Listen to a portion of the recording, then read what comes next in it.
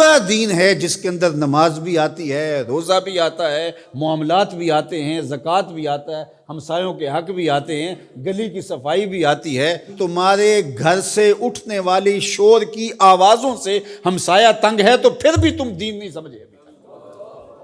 جنت کی جو تعریف کی گئی ہے، مولوی صاحب تو اکثر حوروں کا ذکر کرتے ہیں، لیکن جنت کی تعریف میں ایک جملہ قرآن نے یہ بیان کیا، لا یسمعون فیہا لغوا ولا تاثیما۔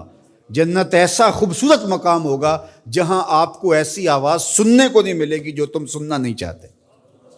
یہ ہے جنت، جو تمہاری طبیعت پہ شاک ہو، تمہارے کانوں پہ بوجھ ہو، تمہاری سماعتوں کے اوپر گراں گزرے، تو جنت میں تمہیں وہ بھی سننے کے لیے نہیں ملے گی۔ تو میں اپنے مبلغین سے، خطباء سے کہتا ہوں کہ فل ساؤنڈ کیا ہوا ہو اور ایکو بھی اس کی فل کی ہوئی ہو اور چھوٹا سا کمرہ ہو اور آپ آگے منہ رکھ کے زور زور سے بول رہے ہیں اور لوگوں کے دل ڈول رہے ہیں اور آپ سمجھتے ہیں یہ تبلیغ کر رہے ہیں۔ یہ تبلیغ نہیں، یہ بدتمیزی کر رہے ہیں آپ۔ اللہ نے قرآن میں بولنے کا بھی سلیقہ سکھایا ہے، کہا کہ تمہاری آواز بہت بلند نہیں ہونی چاہیے، بدترین آواز فرمایا گدھے کی آواز ہے، وہ چیختا ہے، چلاتا ہے۔ تو کبھی ضرورت کے تحت آپ بلند بولیں تو وہ امر آخر ہے۔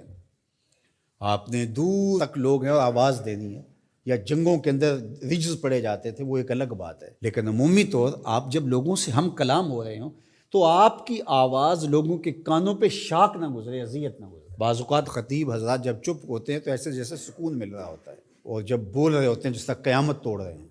تو یہ کیا ہے؟ جنت کی یہ تعریف ہے، لا یسمعون فیہا لغوا، اس میں لغو بات سننے کو نہیں ملے گی۔ تو یار پوری زندگی کو، پوری دنیا کو جنت نہیں بنا سکتے، مسجد کوئی بنا دو جو ہے ہی جنت، جنت کا ٹکڑا ہے، ریاض الجنہ اس کو کہا گیا ہے۔ تو دین ایک مکمل اور پورے پیکج کا نام ہے۔ تو ہم نے، کسی نے ایک پہلو کو لے لیا، کسی نے دوسرے پہلو کو لے لیا، کسی نے لباس کو دین سمجھ لیا اور کسی نے جو ہے وہ کسی اور چیز کو، کوئی حقوق العباد پہ رک گیا اور اس نے حقوق اللہ کی نفی کر دی۔ یہ بات ذہن میں رکھیے، حقوق اللہ حقوق العباد سے فائق ہیں۔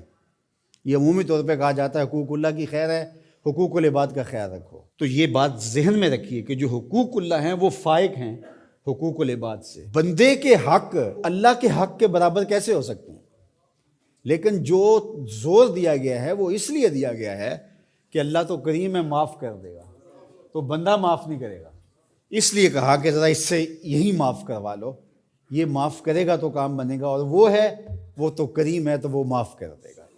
تو اس کا یہ مطلب نہیں نکلتا کہ اس کے حق کوئی کمزور ہیں، اس کے حق بندے سے فائق ہیں، اوپر ہے۔ تو اس لیے یہ بات ذہن میں رکھیے کہ دین ایک مکمل، کامل، اکمل اور پورا پیکج ہے جس کے اندر سارے پہلو پائے جاتے ہیں، اور ہم ایک پہلو کو بعض اوقات لے لیتے ہیں اور ایک پہلو کو نظر انداز کر دیتے ہیں۔ اسی طرح دین کا کام کرنے والے بھی، ایک تنظیم ایک پہلو کو اجاگر کر رہی ہے، دوسرے کو چھوڑ رہی ہے، دوسری ایک کو اجاگر کر رہی ہے، دوسرے کو چھوڑ رہی ہے۔